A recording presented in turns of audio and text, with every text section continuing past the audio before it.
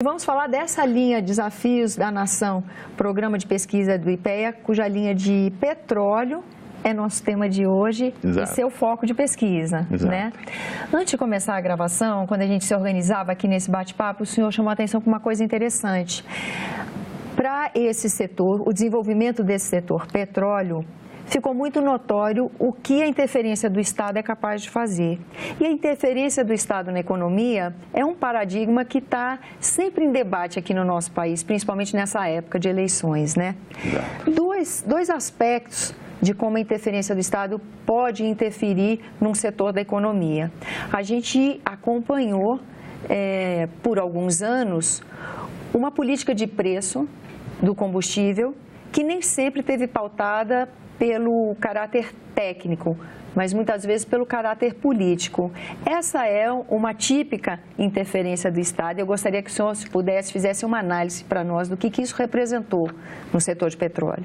É interessante, porque às vezes a interferência do Estado ela vem para o bem, ela vem trazendo programas e políticas novas em apoio a determinados setores, como é o caso do petróleo. Mas no caso dessa interferência que você citou, ela foi muito maléfica, especialmente para a Petrobras, porque o governo, especialmente de 2011 a 2014, ele não permitiu que a Petrobras reajustasse os preços da gasolina e do óleo diesel. E os preços, então, ficaram defasados de 2011 a 2014. A Petrobras sofreu um prejuízo muito grande com essa política, e essa foi uma das causas da queda da Petrobras nesse período, né, que foi descoberta a partir de 2014. Então, a Petrobras sofreu muito com essa intervenção do Estado, e isso aí provou ser uma política bastante errada em termos de petróleo. Bom, e mecanismos de defesa, o que seria ideal? Tem como impedir que um critério político interfira a como a sociedade, na gestão dos seus bens, conseguir se defender dessa linha de gestão? No caso do petróleo, é possível, é necessário não haver interferência em preço de petróleo, especialmente nos preços dos derivados de petróleo. Por quê? Porque é necessário atrair investimentos. E investimentos não vêm para o Brasil se não houver uma confiança do mercado de que não há interferência do governo. Toda interferência do governo, nesse sentido, ela para completamente os investimentos. Investimento é necessário para criar emprego, para criar renda, né? Então, é necessário que se permita, na medida do possível, que os preços de mercado prevaleçam. Eu não estou dizendo que é possível que haja reajuste diário no preço do petróleo e reajuste diário no preço do óleo diesel. É possível imaginar uma política de preços para a Petrobras cada vez mais flexível, cada vez mais livre, mas que os reajustes possam acompanhar os preços internacionais de mercado. E se não forem realizados, por exemplo, diariamente, que sejam realizados com uma frequência um pouco maior. Com isso, o mercado terá mais confiança e vai poder investir muito mais no mercado de petróleo brasileiro. Na greve dos caminhoneiros que nós vimos, que a questão do preço do diesel era a questão, né, que inviabilizou o frete e a denúncia dos caminhoneiros e tudo. Como é que o senhor vê essa política que teve o critério do preço dos combustíveis atrelado a critérios políticos, muitas vezes não técnicos, isso interferiu no que a gente acabou tendo como preço do diesel? Porque uma pergunta que se fazia, como é que pode um país produtor de petróleo ter um combustível caro? Exato. Na verdade, os impostos sobre o petróleo são muito caros. Para você ter uma ideia, o custo de extração de petróleo da Petrobras, ele retira petróleo do fundo do mar a mais ou menos $10 o barril. E ele entrega esse petróleo a $35, ou seja, o custo para a Petrobras de produzir um barril de petróleo é $35. Por quê? Porque há muitos impostos que se interpõem entre os $10 de custo de extração e os $35 que é o custo final. E sobre a gasolina também há muito imposto que incide, ICMS, etc. Então, na verdade, o Brasil produz petróleo, produz derivados a um preço baixo, mas há uma chamada cunha fiscal muito alta. E essa cunha fiscal é que provoca um preço muito alto no preço dos derivados de petróleo. Aí a gente vai vendo como as coisas são atreladas, né? Porque aí a gente acaba falando de política tributária, não é? Exatamente. Assuntos que parecem tão áridos e tão distantes acabam se entrelaçando, né? Exatamente. A própria questão do Pacto Federativo, já que a gente fala de tributo, também acaba interferindo, né? Exatamente. Por quê? O petróleo provoca muita arrecadação de impostos, né? E esses impostos, afinal de contas, vão para os estados também, e vão para os municípios produtores, né? Então, o petróleo, apesar de ser uma indústria bastante poluente, né?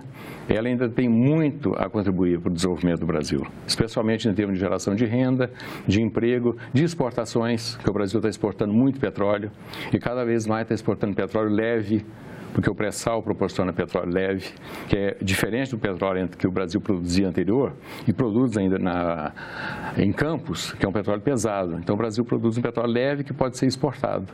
E também gera muita renda, muito emprego e muito imposto que é distribuído para estados e municípios.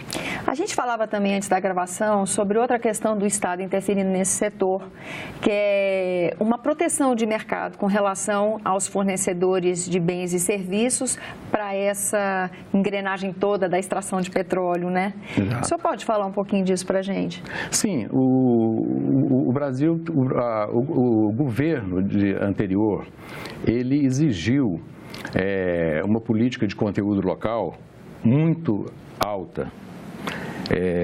A Petrobras e as outras empresas petroleiras eram obrigadas a comprar no mercado local uma quantidade de equipamentos e de serviços equivalentes a mais ou menos 60% a 65% de tudo que elas adquiriam.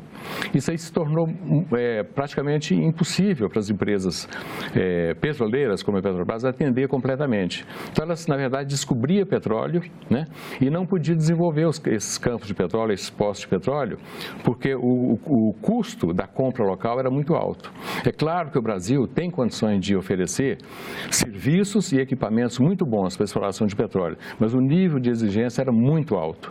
Então, houve necessidade de mudar essa política. Ela foi modificada a partir de 2017, com níveis de conteúdo local mais baixos, e isso ajudou muito a implementar e a retomada dos investimentos no setor de petróleo, que está ocorrendo a partir de agora.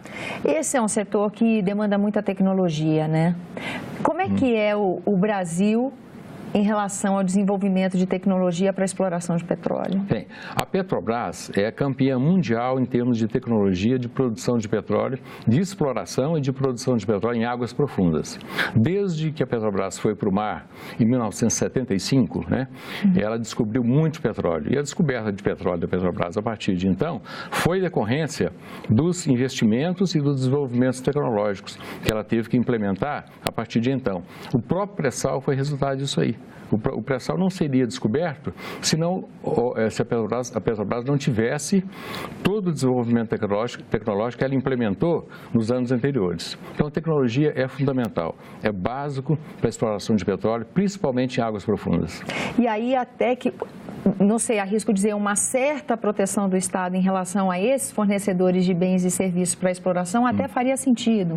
Como fez sentido nesses anos, esses anos. Só que o nível exigido, o percentual exigido de conteúdo local foi muito alto, né? Em torno de 65%. Ou seja, muitas indústrias vieram para o Brasil, se instalaram aqui para produzir bens, para fornecer serviços, né? Mas nem sempre o custo de produção era equivalente ao mercado internacional. Então, isso aí tornou-se caro para produzir petróleo no Brasil, explorar e produzir petróleo. Tornou-se caro. Então, houve necessidade de mudança dessa política. Agora, essa matriz energética, ela tem dias contados? Porque petróleo, extremamente poluente, não é? Exato. Como é que vai ser esse futuro? Como é que o IPEA vê nesse estudo o horizonte desse setor da economia? Na verdade, o petróleo esteve com preço muito baixo nos anos recentes agora. Foi $30 o barril, $40, $50. Agora se encontra em torno de $70 o barril. Então, é importantíssimo o Brasil produzir petróleo, porque ele traz renda e traz emprego, e traz tecnologia e traz impostos, né? E o que se prevê é que o petróleo, a demanda internacional pelo petróleo, irá começar a diminuir daqui a uns 15, 20 anos. em torno de 2035, 2040. O que é pouco, começa, daqui a 15 anos ou 20 anos, né? Começa a diminuir a demanda por petróleo. Então é preciso produzir petróleo. Eu queria agradecer a presença do senhor aqui conosco. Foi um prazer, sempre às ordens.